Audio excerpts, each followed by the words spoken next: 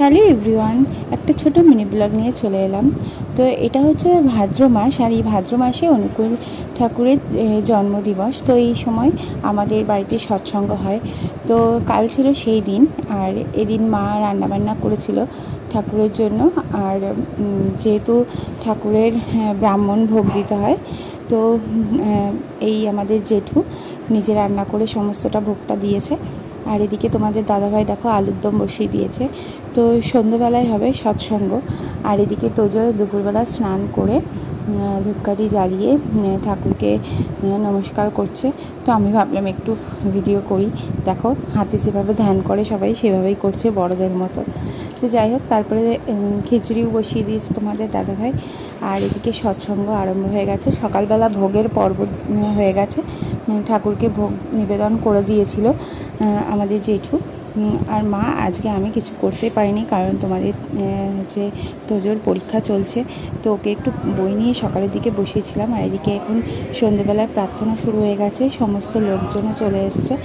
তো এটা প্রতি বছরই আমাদের বাড়িতে ভাদ্র মাসে হয়।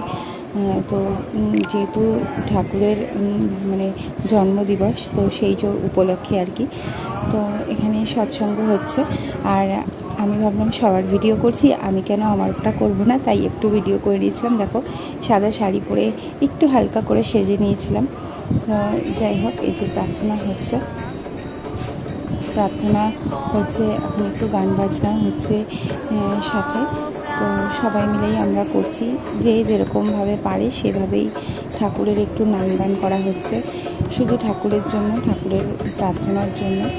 তো সবাই মিলেই আমরা করছি।